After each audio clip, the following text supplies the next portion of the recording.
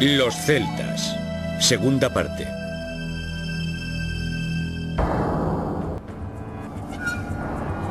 Soy Richard Rackley. He querido indagar en nuestra historia para intentar averiguar qué nos ha convertido en quienes somos hoy en día. Quiero ahora sumarle una pieza más al rompecabezas de nuestra historia. Quiero explorar nuestro pasado celta oculto.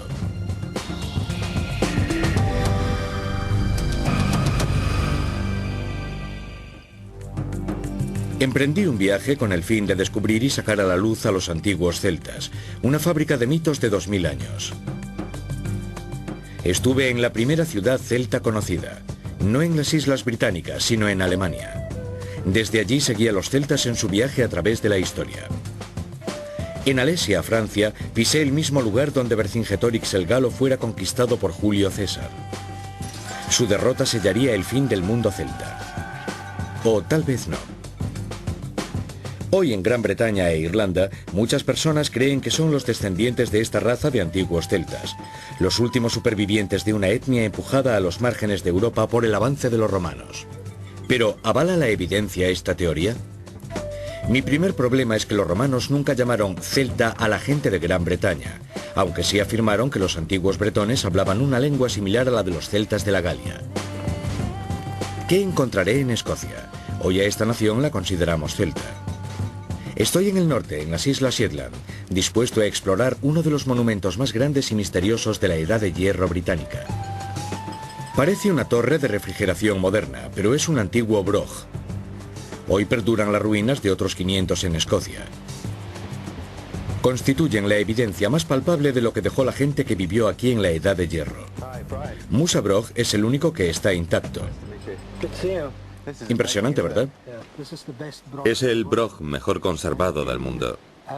Para nuestras islas Shetland, es el equivalente de la Gran Muralla China. Es nuestro monumento arqueológico más extraordinario. Esta impresionante torre de piedra supera los 13 metros de altura y fue construida sin un solo gramo de mortero. Es una construcción de piedra seca. Lleva aquí 2000 años a pesar de tener que soportar durante todo este tiempo los fortísimos temporales. ¿Qué función tenían los brog? Los arqueólogos llevan 25 años pensando que estas construcciones eran granjas. No creo ni una sola palabra. Esto es una fortificación. Vaya, mira esto. Impresiona todavía más por dentro que por fuera. Sí. Vaya. Este brog seguramente estaba acabado y amueblado con madera por dentro. No habría tenido este aspecto vacío y desnudo que tiene ahora. Solo cuando se llega al final de las escaleras se hace patente el objetivo de esta construcción. Imagínate lo imponente que debía resultar para los que llegaban por mar. Ya lo creo. Tuvieron unas vistas magníficas desde aquí. Podían otear todo el horizonte. Podían ver a sus atacantes llegar desde lejos y prepararse para defenderse. Sin duda dejaron su huella. Son sin duda las construcciones más grandes que se levantaron aquí hasta el siglo XX. Los brogs se construyeron mucho antes de que los romanos derrotaran a los celtas en Europa. ¿Fueron construidos por los celtas que migraron a Escocia? A mí me parece que los que construyeron estos edificios eran pueblos de la Edad de Hierro. Se supone que los que dejaron esta profunda huella en el norte de Escocia fueron celtas. Ahora bien, otra cosa muy distinta es presuponer que ellos se llamasen celtas a sí mismos. Estos objetos son toda una proeza, pero si sumamos todas las demás, nos podemos hacer idea de que había un movimiento cultural importante. Había un pueblo labrándose una cultura que además perduraría en el tiempo. Pero, ¿los que construyeron los brogs eran celtas? Los brogs existen solo en el norte de Escocia, y no hay nada remotamente parecido en el continente. Lo sorprendente es que las evidencias inglesas, como el escudo de Battersea o las carrozas de Wetwan, parecen más celtas de lo que vemos en Escocia. De hecho, no hay evidencias que sugieran que oleadas de migraciones celtas llegaban de Europa para establecerse en Escocia. ¿Y qué pasaría en Gales? Hay abundantes restos arqueológicos en Gales que nos permiten reconstruir la vida cotidiana de las personas corrientes en la Edad de Hierro. Seguramente será posible averiguar si había coincidencias entre la cultura celta y la británica en la era anterior a Cristo. Castle Henglis es un fuerte de la Edad de Hierro. Está en una colina. Estas casas circulares han sido reconstruidas sobre sus antiguos cimientos. Se ha intentado reconstruir lo que existía aquí originalmente. Lo que destacaría es que al entrar te envuelve una sensación acogedora, como si estuvieras compartiendo el mismo espacio que la gente que vivió aquí antes. En este lugar sentimos muy de cerca la vida en la Gran Bretaña de la Edad de Hierro, la de los siglos que precedieron a los romanos. No juguéis tanto o terminará por caerse. Para construir una de estas casas circulares hacían falta muchísimos recursos. Por tanto, cualquiera que viviese aquí arriba tenía que ser importante dentro de su grupo. Ahora voy a darle la bendición de uno de los dioses antes de que entre en batalla. Será bendecido por Tyrannus, dios de los truenos. Numerosos detalles nos permiten imaginar cómo estaba estructurada la sociedad celta europea, sus grupos tribales. Sabemos que vivían en fortificaciones en las colinas y que se peleaban entre ellos. Al igual que sus parientes del continente, se rodeaban de medidas defensivas formidables. Los llamamos chevaux de frise. Son piedras pequeñas colocadas verticalmente, como si fuesen trampas antitanque, solo que en edad de hierro. Ningún caballo pasaría por aquí de buena gana, ¿verdad? No, pero tampoco tú pasarías de buena gana. Si conseguías pasar, te esperaba otra desagradable sorpresa. Se halló un arsenal de ondas al lado de la entrada principal. Todos usaban ondas. Se han encontrado miles de ellas en las fortalezas de los alrededores. Solo aquí se encontraron más de 2000 metidas en un escondrijo. Igual que los celtas de Europa, estos eran pueblos de guerreros. Hay un agujero. Ahí va. Buen tiro. Pero eran granjeros también, como en la Galia. Empleaban herramientas de hierro novedosas, las mismas de hoy en día. Así que en la Edad de Hierro se produjo una revolución industrial. Se produjo, es cierto. Cuando se fabrican herramientas para una labor en concreto, su diseño no varía. Aquí tengo un par de ejemplos. Esto es para excavar, es una herramienta para cultivar la tierra, para preparar un semillero. Son herramientas agrícolas. Todo el mundo sabe que esto es una hoz. Después de 2000 años, la forma de la herramienta es idéntica. Cultivaban trigo, cebada, guisantes y judías. La agricultura mejoró gracias a las nuevas herramientas de hierro. La producción de alimentos creció enormemente, tanto que incluso los exportaban. ¿Exportaban cereales? ¿A dónde? Curiosamente, a la Galia los compraban los romanos para el Imperio Romano. El comercio facilitó que la gente de Gran Bretaña de la Edad de Hierro se relacionara con tribus a cientos de kilómetros, incluso las del otro lado del mar, en Europa. ¿Qué nos enseñan tantos esfuerzos por reconstruir el pasado? Me han enseñado que la gente que vivía aquí en la Edad de Hierro era un pueblo sofisticado. Eran más expertos en sus oficios que nosotros hoy en día. ¿Dirías que fueron celtas? No lo diría porque creo que las personas que vivían aquí nunca habían oído el vocablo celta. Las fuentes romanas sugieren que la tribu de esta zona se llamaba Demetae. ¿Es correcto llamar celta a la gente que habitaba Gran Bretaña antes de Cristo? No he encontrado evidencias de que se produjeran oleadas de migraciones celtas de Europa a Gran Bretaña. Lo que sí he encontrado en las Islas Británicas es una cultura que guarda muchas similitudes con la cultura celta que descubrí en el continente. Hay otra cosa que conecta a Gales con la cultura celta europea. Me siento celta porque soy galés. Pero no creo que lo celta tenga que derivarse necesariamente de la Edad de Hierro. Si tuvieses que encontrar algún parentesco entre la población galesa de la actualidad y la Edad de Hierro, dirías que la clave está en su idioma. Hoy, 2 millones de personas en Gran Bretaña e Irlanda hablan una lengua celta, y los más numerosos son los galeses. Si escuchamos atentamente, ¿oiremos los ecos distantes de las voces británicas de hace 2000 años? Estoy visitando Aberystwyth para averiguar si la lengua galesa me puede ayudar a establecer una conexión más fuerte entre la gente de las Islas Británicas y los celtas europeos.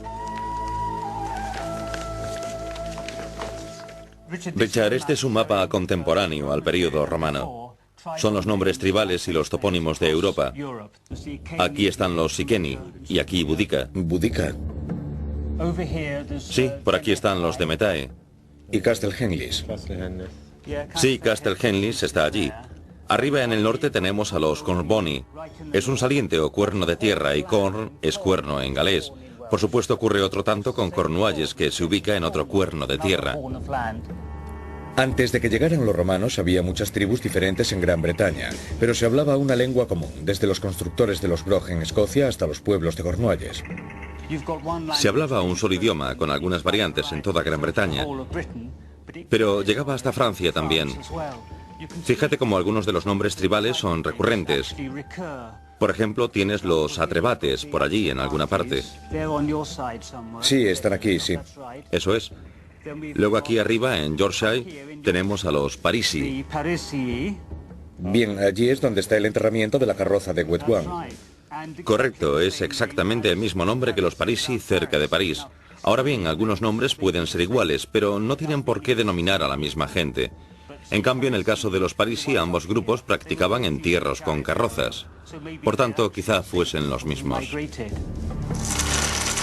Las lenguas celtas en el continente fueron desapareciendo con la invasión romana, pero sobreviven fragmentos del galo antiguo. ¿Es posible hallar una conexión si los comparamos con la lengua galesa? Tenemos aquí algunas palabras en galo a este lado. Es el antiguo idioma celta de Francia. Y aquí tenemos algunas palabras en galés moderno que coinciden. De este modo comprobamos una conexión entre ambas lenguas. Mat significa bueno o afortunado. Y Mat reaparece en el galés más tardío como Mad. Varía ligeramente, pero está reconocida como la misma palabra y significa afortunado. Aquí tenemos otra palabra gala, catus, que significa batalla. Reaparece en el galés moderno como cad.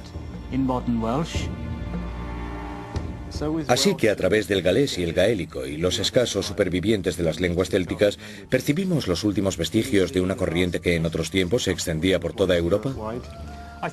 Creo que sí, basándonos en la lengua que estaba extendida con algunas variantes, por supuesto, desde Portugal hasta el Mar Negro, llegando incluso a Turquía. Pero ha sobrevivido solo en la franja atlántica. Sorprende que los pueblos de las islas británicas hablasen una lengua que estaba vigente por toda Europa. No obstante, hay pocos datos de una migración de tribus celtas hacia Gran Bretaña e Irlanda desde el continente. Sin embargo, está claro que los pueblos de las islas británicas compartían la misma lengua y cultura con los celtas del continente. Según esta definición, se podría llamar celtas a los pueblos de Gran Bretaña e Irlanda en la Edad de Hierro. En el año 43 después de Cristo, 100 años después de que aplastaran a los celtas en el continente europeo, los romanos invadieron Gran Bretaña. ¿Cómo reaccionaron las numerosas tribus británicas ante el impacto de la invasión romana? ¿Empujaron las legiones romanas a las tribus celtas de Gran Bretaña a las franjas atlánticas, donde se convertirían en los románticos perdedores de la historia? Los textos romanos no solo nos cuentan que la gente de Gran Bretaña hablaba una lengua similar a los celtas de la Galia, también compartían un singular grupo social, sus líderes religiosos, los druidas. Si los romanos querían dominar a los celtas, primero tendrían que acabar con el poder que ostentaban los druidas. Estos eran a la vez médicos, sacerdotes, científicos y filósofos. Integraban la única clase social con poder para traspasar los límites tribales. Soy el druida guardián de las piedras, me llamo Terry. Los druidas fuimos los filósofos de los pueblos celtas. Respondíamos a lo que no tenía respuesta, estudiábamos las estrellas del firmamento, los cambios de los ciclos lunares y los eclipses. Los druidas modernos se inspiran en los escritores griegos y romanos, quienes nos cuentan que los antiguos druidas eran líderes poderosos, que rendían culto a los dioses en los robledales y cortaban muérdago con una hoz de oro. Pero estas fuentes clásicas también nos cuentan algo que los druidas modernos prefieren olvidar: que los antiguos celtas practicaban salvajes ritos religiosos, incluyendo sacrificios humanos.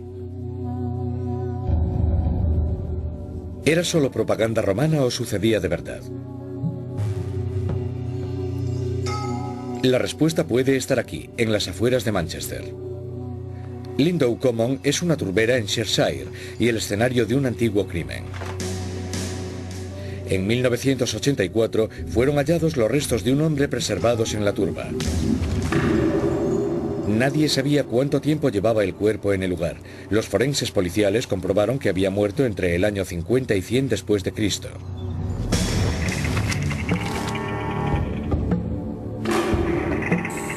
Era evidente que había sido brutalmente asesinado. Pero la naturaleza de sus heridas llevó a los arqueólogos a pensar en la participación de druidas en un sacrificio ritual. Este es el hombre de Lindow.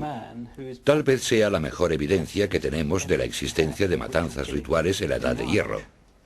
¿Qué te hace pensar que fue un sacrificio ritual y no un simple asesinato? El pobre desgraciado fue encontrado en una ciénaga. Las circunstancias de su muerte demuestran que fue algo más que la desafortunada víctima de un simple asesinato. Fue hallado en un charco de agua. Está desnudo, salvo por una cinta de piel de zorro ceñida a su brazo. Lo mataron primero golpeándole en la cabeza con un objeto romo. Todavía hoy se puede ver la terrible herida. Alrededor de su cuello hay un garrote.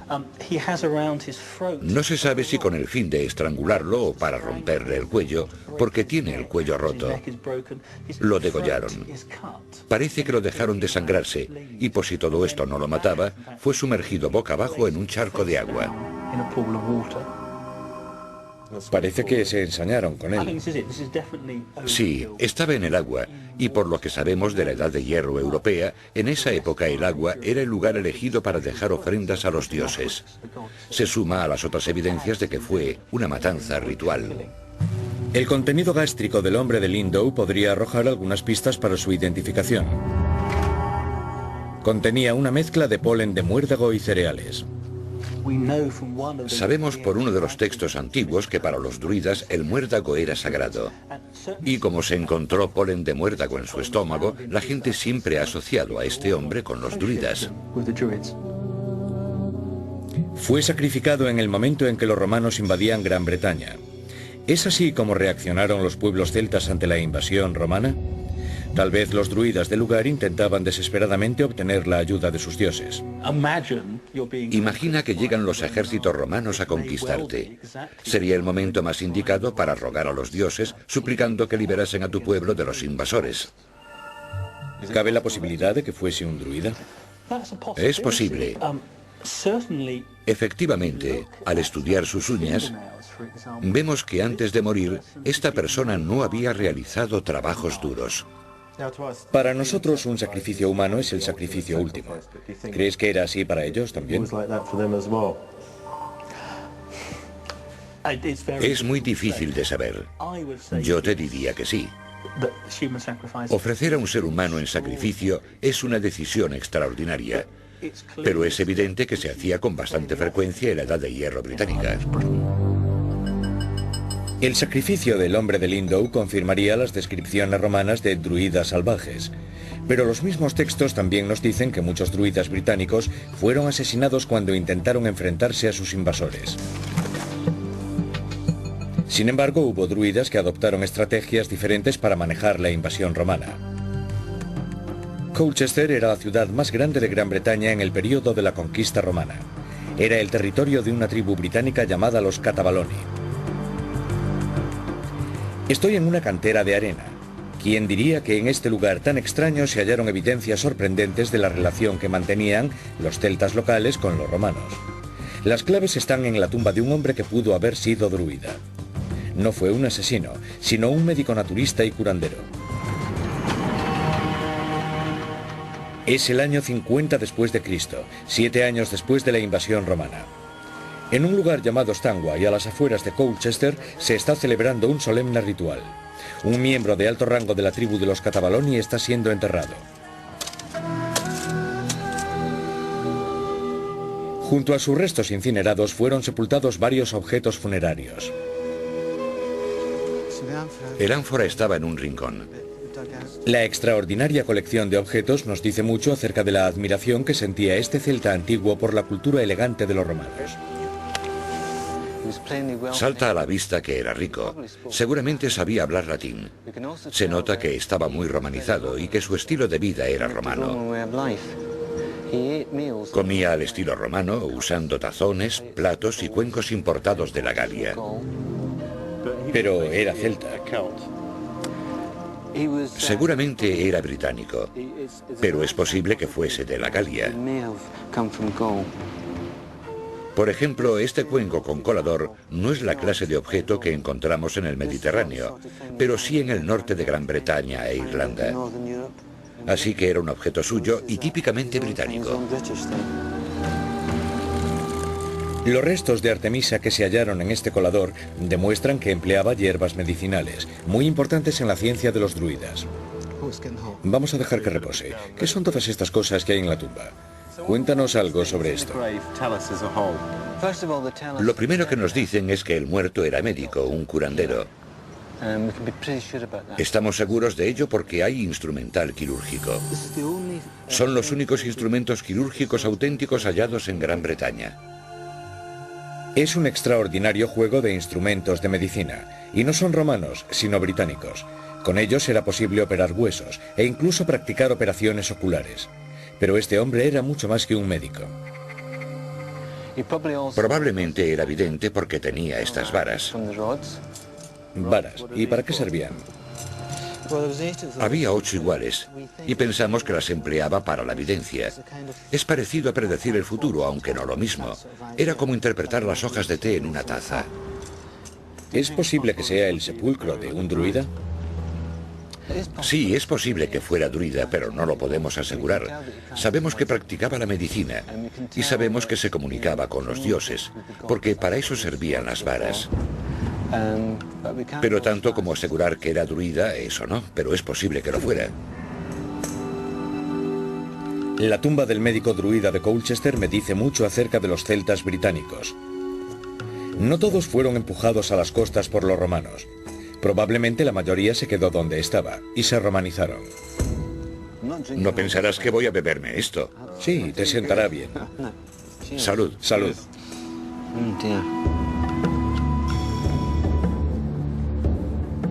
Pero no solo los druidas se convirtieron en leyendas celtas. Los romanos habían terminado con el mundo celta en Europa, y la mayoría de Gran Bretaña pasó a formar parte de su imperio.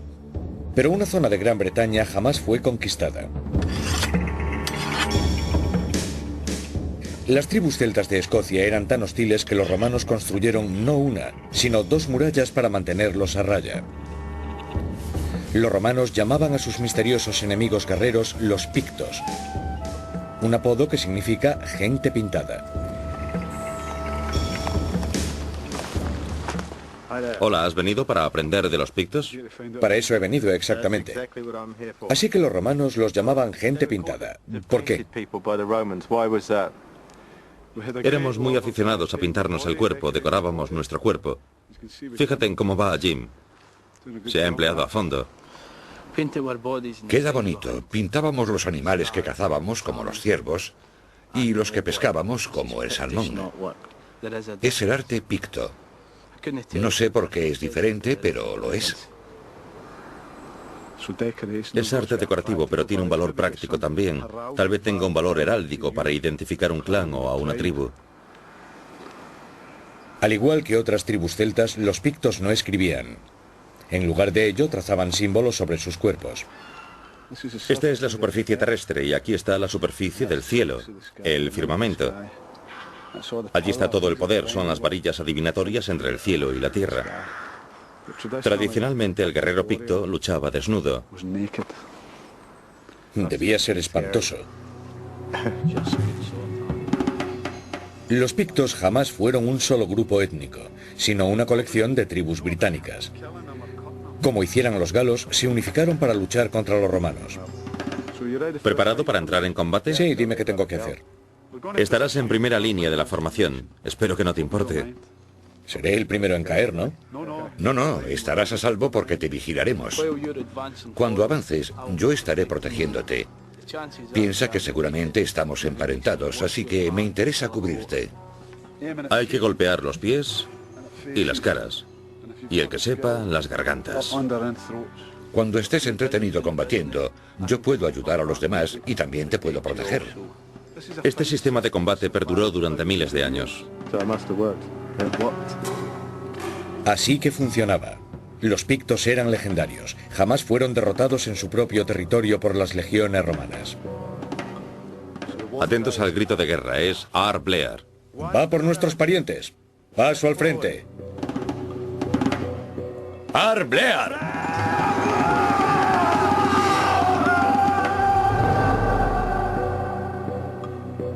Los pictos eran guerreros, pero tenían otra faceta que los romanos nunca mencionaron. Es un legado picto sobrecogedor, aún visible hoy en día. Decenas de piedras talladas con dibujos simbólicos salpican el paisaje del nordeste de Escocia. Están ricamente talladas con figuras de animales y símbolos abstractos, cuyo significado a día de hoy sigue siendo un misterio. Cualquier tribu capaz de esculpir estas piedras con tanta hermosura y complejidad no podía ser bárbara y salvaje como eran calificadas por los romanos. Pero ya en el siglo VI, 200 años después de la retirada romana, los pictos se estaban forjando una nueva reputación. Estoy en Tarbet, en la costa nordeste de Escocia. Visitaré un emplazamiento arqueológico sorprendente. Un enorme monasterio cristiano y picto. Ven a ver lo que acabamos de descubrir, Richard. Fíjate en lo que hemos encontrado. Es celta. Es de nuestro monasterio celta. Le llamas celta, pero tenía entendido que en este sitio vivía otra gente, los pictos. Los pictos, claro. Estamos en medio del territorio picto. Un picto es sencillamente un británico que vive en Escocia, en la parte oriental de Escocia. Los romanos los llaman pictos, los pintados, porque llevaban tatuajes. Es picto, británico y celta. Su identidad tiene muchos niveles. De la misma forma, yo podría identificarme como londinense, sureño, británico y europeo. Sin embargo, él tenía un nuevo nivel. Había abrazado la nueva fe cristiana. Son las ruinas de nuestro monasterio celta. Iglesia, cementerio, allí grandes monumentos de piedra, aquí los talleres, talleres a ambos lados de la carretera, luego el molino, la granja, es como una ciudad pequeña. Muchas de las tribus paganas británicas adoptaron la religión nueva con entusiasmo. Los pictos usaron sus conocimientos de la escultura para expresar el mensaje cristiano. Esta talla procede de un monumento. Representa a un visionario celta. Fíjate en sus ojos. Esta persona ve más allá de nuestro mundo. ¿Han sabido representarlo tan mágicamente con estos ojos? Es absolutamente asombroso. Tarbet era mucho más que un lugar para la oración y la devoción. Aquí están las herramientas para hacer manuscritos cristianos. ¿Qué es esto? Este es nuestro mejor hallazgo hasta la fecha. Es una piedrecita cubierta con pintura. Fíjate, hay lunares por una cara y en la otra una cruz pequeña. Son objetos que llevaban los pictos. Tal vez sean amuletos o pequeños talismanes, piedras de la suerte. Pero la semana pasada también encontramos un pequeño stylus de hueso. Ello significa que esta gente sabía escribir. Se había acabado el analfabetismo para los pictos. Sabemos que eran capaces de escribir y que escribían libros evangélicos aquí, en el nordeste de Escocia, en los siglos 7 y 8. Aproximadamente, claro. Los artistas pictos dejaron constancia de su nueva fe con tinta y cincel. Sus extraordinarias piedras verticales combinaban su herencia pagana con el simbolismo cristiano.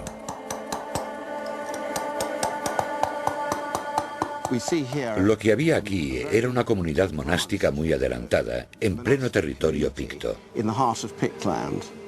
Basaban sus creencias en otras originadas esencialmente en Irlanda, a partir de la literatura griega y romana, toda una mezcla. Hay que entender que estos no fueron bárbaros, sino personas muy preparadas. Eran artistas magistrales, eran intelectuales. Son personas de una civilización muy avanzada.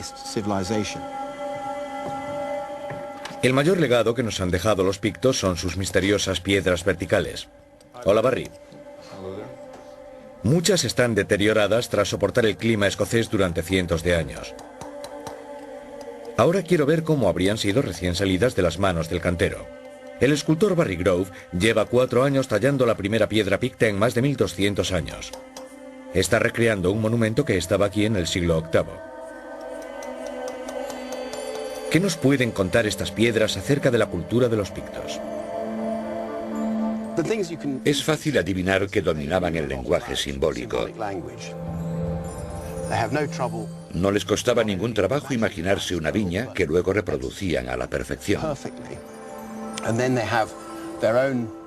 También tenían sus propios símbolos que representaban con bello arte celta, que es precisamente lo que distingue la escultura picta de todas las demás.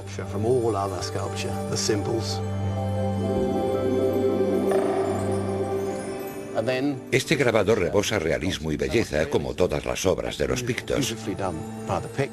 Se alzaba en el paisaje como un monumento, pero también como una imagen de su mundo y el de la otra vida.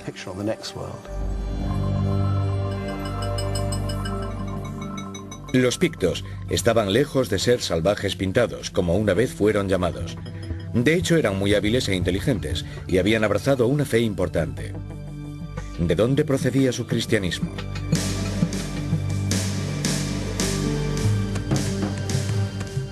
Hay pistas de que llegaron colonos a través del mar de Irlanda. Estas piedras del siglo V no son pictas. Descubiertas en Escocia Occidental y en el país de Gales, están talladas con letras Ogham y son la primera evidencia de escritura celta. La gente que talló estas piedras había estado invadiendo y colonizando Gran Bretaña durante cientos de años. Los romanos los llamaban los Scoti, pero ellos dieron su apodo romano y su lengua gaélica a Escocia. Para nosotros son los irlandeses. Estos invasores celtas fueron los guerreros cristianos que convirtieron a los pictos. He seguido esta historia de los celtas paganos. Ahora quisiera saber cómo y por qué los celtas de Irlanda se hicieron cristianos. Es posible que ya en el siglo IV después de Cristo la nueva fe llegase a Irlanda por mar desde la Galia romana. He viajado a la costa occidental de Irlanda para conocer a alguien que me podrá enseñar hasta qué punto las vías marítimas influyeron en el mundo celta. También descubriré cómo llegó la religión nueva a estas costas. Hola Richard, bienvenido. Pasaremos un rato en el océano y podrás experimentar la navegación celta. Me parece estupendo. Como hace 2 o 3 mil años, más o menos. Fabricado con ramas de avellano y cuero de vaca, el Curragh ha surcado las aguas irlandesas desde hace milenios. ¿Te parece que es un barco al estilo típicamente celta? Sí, eso creo. Ha sobrevivido únicamente en Gales y en Irlanda, donde el movimiento celta es más fuerte. Así que eso ayuda a pensar que es un barco auténticamente celta. Los celtas de las islas británicas eran los que dominaban los mares. A ver esa fuerza, Richard. Lejos de estar aislados del mundo exterior, había un trasiego de gentes y de ideas. Si sabes remar, estás prácticamente a salvo del clima. Puedes navegar por encima de las olas. El barco te da seguridad. Parece seguro incluso en alta mar. Los misioneros celtas transportaron los evangelios en estas frágiles embarcaciones. Podían llegar sin contratiempos hasta la Bretaña, España y el Mediterráneo. El mar era su autopista, aunque ahora lo consideremos un impedimento. Yo creo que los celtas viajaban de una costa a otra. ¿Y el cristianismo celta? ¿Te parece diferente? El cristianismo celta supuestamente llegó aquí a través del Mediterráneo. Había una ruta que partía de Egipto y que trajo el cristianismo a Irlanda por las rutas marinas. Así que todo estaba muy relacionado con la naturaleza. Así que en realidad, dentro de la sociedad celta, el barco se usaba para todo, para predicar los evangelios y para salir a pescar. Sí, sobre todo para la peregrinación. Los primeros cristianos se retiraban al desierto de Egipto para encontrarse con Dios. La tradición gaélica y celta era retirarse al océano. Era nuestro desierto, era donde había que ir. En el siglo VI, los celtas irlandeses, inspirados por los primeros sacerdotes cristianos, elegían los líquidos desiertos del océano y las islas más inhóspitas de la costa. Estoy en el Atlántico Norte, a 8 millas de la costa, en el extremo occidental de Irlanda. Voy en pos de un lugar que representa a la perfección el espíritu singular del cristianismo celta. Cuando los primeros monjes irlandeses arribaron a la isla de Skellig Michael, supieron que habían encontrado su desierto. Es un penacho rocoso de 200 metros que surge verticalmente de las aguas del océano Atlántico. Esta es una escalera impresionante al cielo.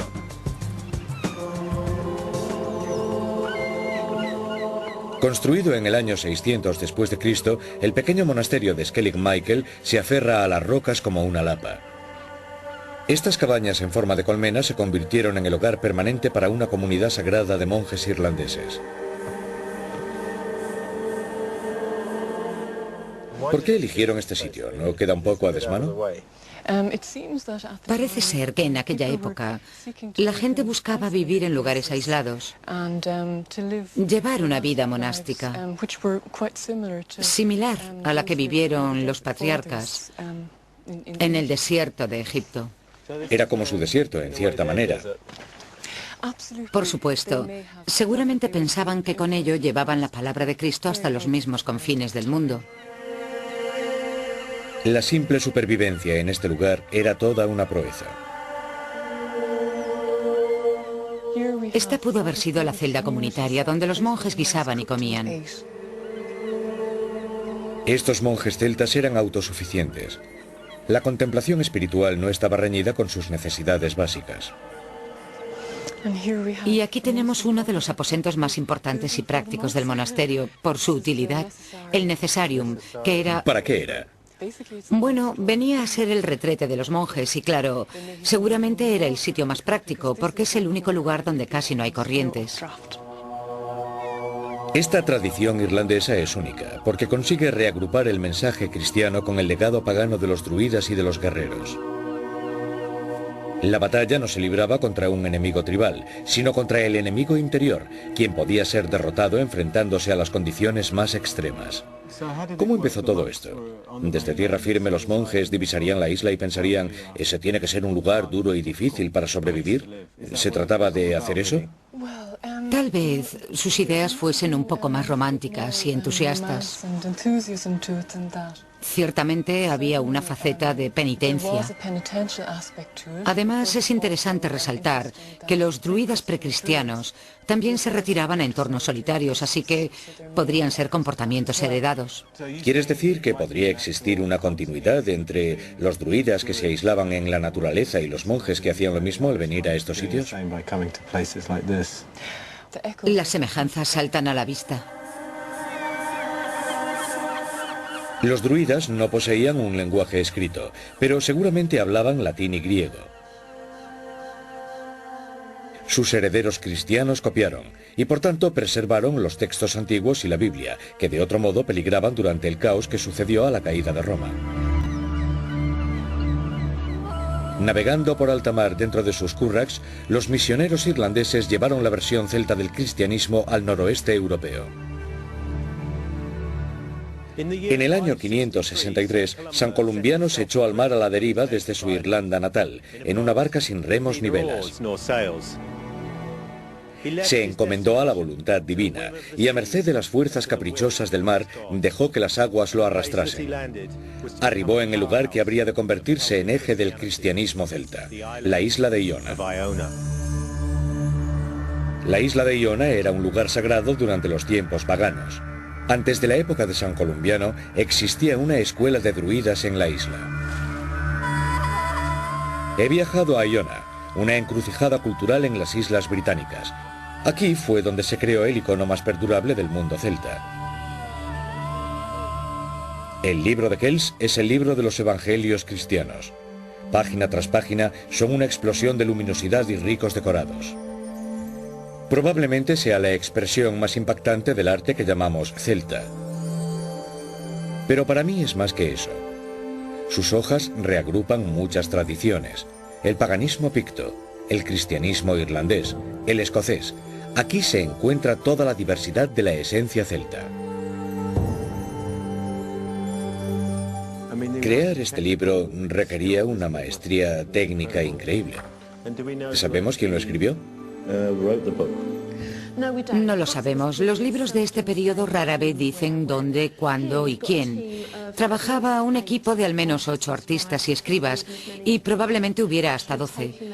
Hacían turnos para trabajar sentados sobre estos bancos del scriptorium, cada uno afanándose en su labor para crear algo digno de celebrar a su fundador, San Columbiano.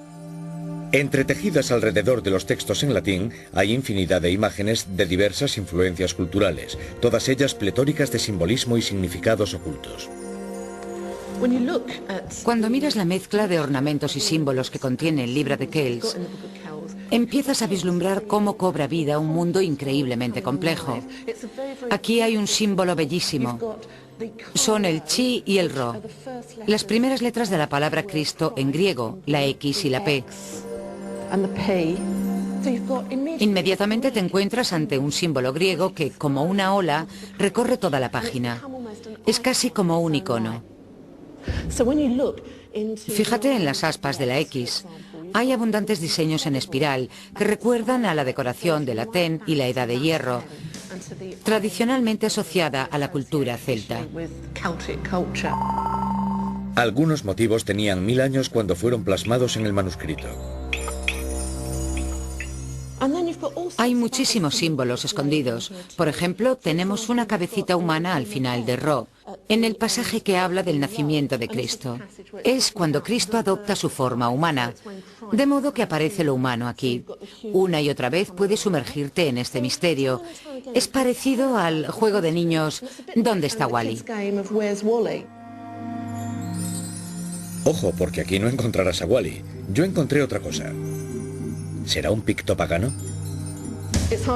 Es difícil de imaginar que los pictos siguieran pintándose o tatuándose en el año 800, de modo que lo que aquí aparece es la historia de su pueblo. ¿Qué lugar ocupa el libro en la Irlanda moderna? Bueno, evidentemente se ha convertido en algo emblemático de todo lo celta, lo irlandés.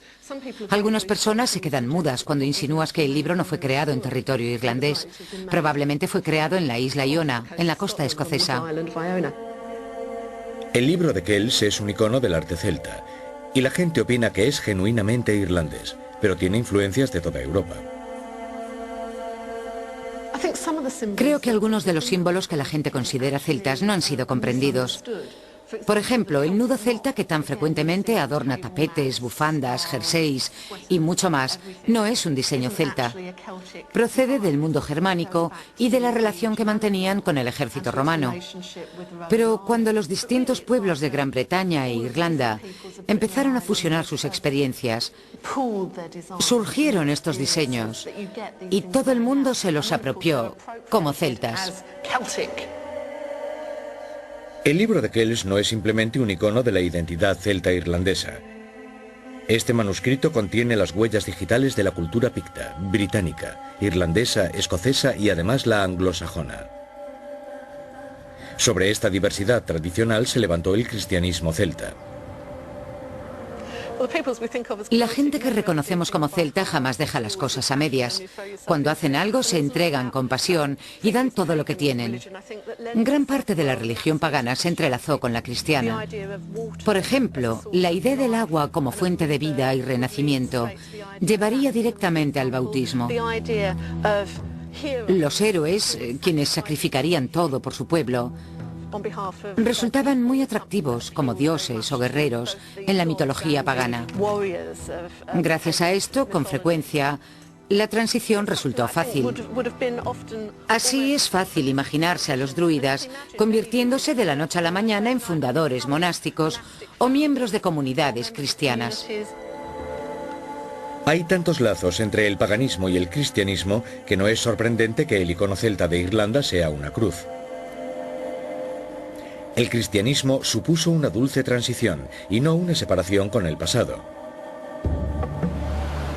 Los herederos de los druidas antiguos, los monjes irlandeses, trabajaban en monasterios aislados transcribiendo manuscritos a mano. El mundo celta, largamente despreciado por griegos y romanos, conservó la sabiduría del mundo clásico y lo exportaron de vuelta a Europa de la mano de misioneros cristianos.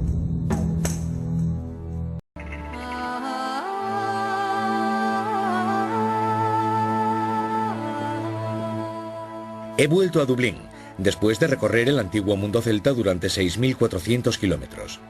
Irlanda hoy se presenta orgullosamente como un país sólidamente celta, que todavía habla una lengua celta. Irlanda es el lugar donde debo plantear mi última cuestión.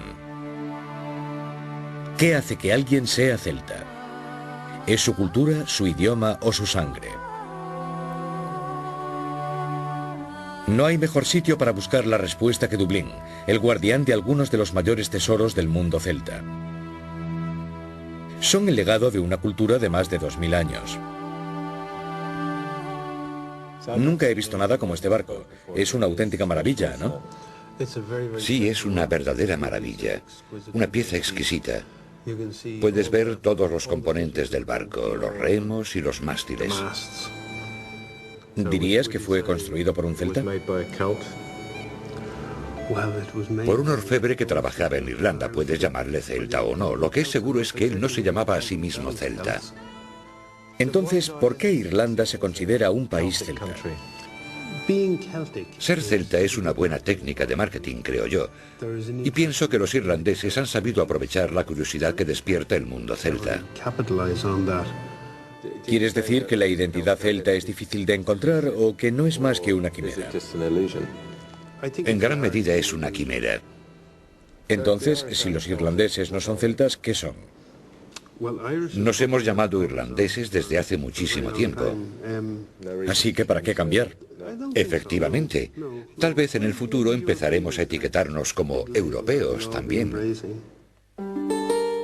Mucha gente se llevaría una sorpresa si les dijesen que los irlandeses no son celtas. Pero si los irlandeses no son celtas, ¿qué pasa con los escoceses? ¿Y con los galeses? La arqueología me ha enseñado que lo celta se basa en su cultura, no en su raza. Pero hay gente que sigue aferrándose a la teoría de que tienen genes celtas. Quiero sacar algo en claro de una vez por todas. Si arqueología y lengua no me pueden dar las respuestas, tal vez el ADN sí lo haga. Irlanda nos parece interesante porque para eso somos irlandeses, trabajamos aquí y todo el mundo quiere conocer sus orígenes. Dan Bradley y su equipo han recogido muestras de ADN de toda Europa. Están buscando un vínculo genético en todo el territorio celta que pueda confirmar que determinado grupo étnico emigró hacia Gran Bretaña e Irlanda. Los resultados fueron sorprendentes. Esto es como un mapa del tiempo, pero es la genética europea. Si nos fijamos en Irlanda, la gráfica nos indica que comparte similitudes a lo largo de la franja atlántica, pero no muestra ninguna afinidad en concreto. Solo muestra diferencias al acercarse a Centroeuropa. Así que tus pruebas genéticas encajarían muy bien con las lenguas celtas, pero no encajan tan bien con la teoría de las grandes migraciones. Así es. Me estás diciendo que los irlandeses han estado aquí desde siempre. Al igual que los galeses y los escoceses. Opino que es bastante creíble que la población de esta isla no haya cambiado desde que comenzara la agricultura hace unos 6000 años. No hay ninguna evidencia genética de que existiera una raza celta.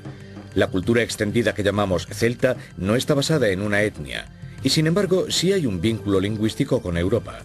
Las lenguas celtas deben de ser mucho más antiguas que la cultura celta de la Edad de Hierro, miles de años más.